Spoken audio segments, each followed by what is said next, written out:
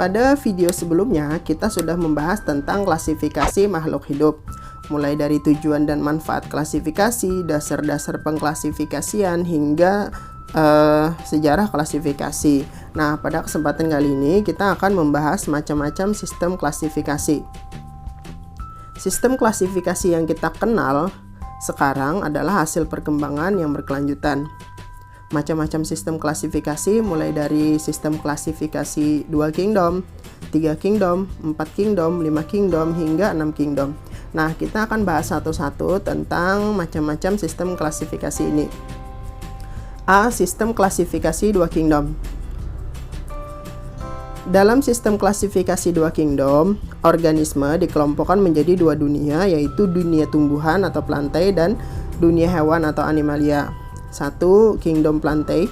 Dunia tumbuhan meliputi makhluk hidup yang mempunyai dinding sel dari bahan selulosa dan berklorofil sehingga mampu berfotosintesis. Contohnya ganggang, tumbuhan lumut, tumbuhan paku, dan tumbuhan berbiji. Dalam sistem klasifikasi 2 kingdom, bakteri dan jamur dimasukkan ke dalam kelompok ini. Kemudian 2. Kingdom Animalia. Dunia hewan meliputi makhluk hidup yang tidak berdinding sel, tidak berklorofil, dan dapat bergerak bebas. Contohnya hewan bersel satu atau protozoa, hewan berpori atau porifera, hewan berongga atau coelenterata, cacing atau vermes, hewan lunak atau moluska, hewan berbuku-buku atau arthropoda, hewan berkulit duri atau echinodermata, dan hewan bertulang belakang atau chordata. B. Sistem klasifikasi 3 kingdom.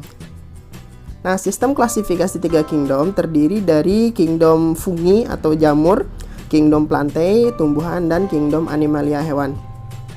1. Kingdom fungi atau dunia jamur.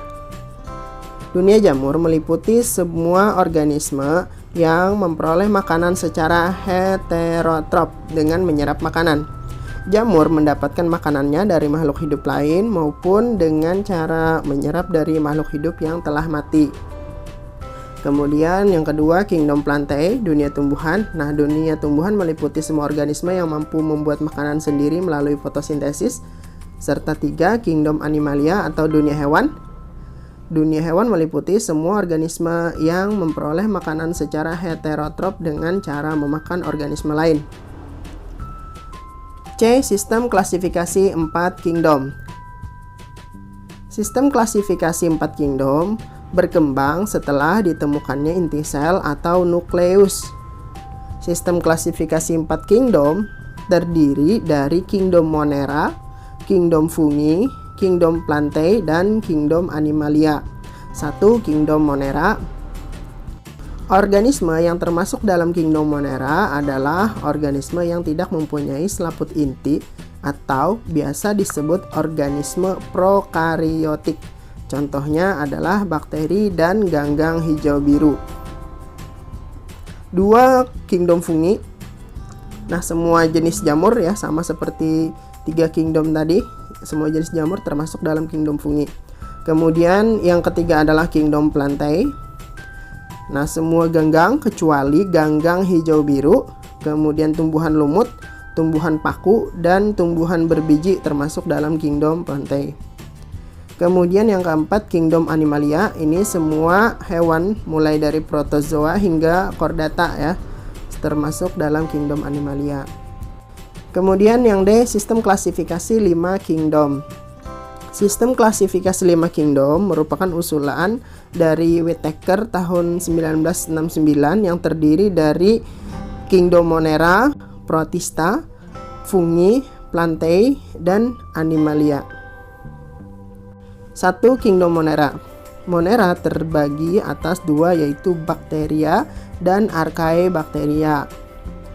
Kelompok makhluk hidup yang uniselular, tidak memiliki membran inti atau prokariotik, memiliki dinding sel, tidak memiliki kloroplas dan organel lainnya kecuali ribosum dan mesosum, berukuran sangat kecil dan memiliki banyak ragam pada tingkatan spesiesnya. Kingdom Monera juga beranggotakan alga hijau biru yang mampu melakukan fotosintesis, Organisme ini dapat bersifat fotoautotrop atau kemoautotrop, atau bahkan keduanya. Dapat bersifat aerob dan anaerob. 2. Kingdom Protista. Protista merupakan organisme eukariotik atau mempunyai lapisan membran inti sel uniseluler atau bersel satu yang hidup soliter atau berkoloni. Nah, protista dapat digolongkan menjadi protista mirip hewan atau protozoa dan protista mirip tumbuhan atau alga. Dan protista mirip jamur juga ada. Contohnya misalnya jamur lendir atau slime mold. 3. Kingdom Fungi. Nah, kingdom fungi merupakan kelompok makhluk hidup yang memperoleh makanan dengan cara menguraikan sisa makhluk hidup lain, menyerupai tumbuhan namun tidak memiliki klorofil. Ada yang uniseluler, ada yang multiseluler, memiliki dinding sel yang jelas. Contoh, jamur dan ragi atau khamir. Pada umumnya, fungi bersifat sapropit dan parasit. Jamur dibagi menjadi 6 divisi, yaitu Myxomycotina, Oomycotina, Zygomycotina, Ascomycotina, Basidiomycotina, dan Deuteromycotina. 4. Kingdom Plantae. Kingdom Plantae mempunyai ciri eukariotik, multiseluler, mempunyai dinding sel yang tersusun atas selulosa, mempunyai klorofil sehingga bersifat autotrop, dapat menghasilkan makanan sendiri. Kingdom Plantae terdiri atas divisi Bryophyta atau lumut, Pteridophyta atau paku, dan Spermatophyta atau tumbuhan biji. Kemudian yang kelima, Kingdom Animalia. Nah, Kingdom Animalia mempunyai ciri eukariotik multiseluler, bersifat heterotrop, tidak dapat menghasilkan makanan sendiri ya, artinya bergerak aktif. Berdasarkan keberadaan tulang belakangnya dibedakan menjadi avertebrata atau tidak bertulang belakang dan vertebrata atau bertulang belakang. Nah, yang terakhir adalah sistem klasifikasi 6 kingdom.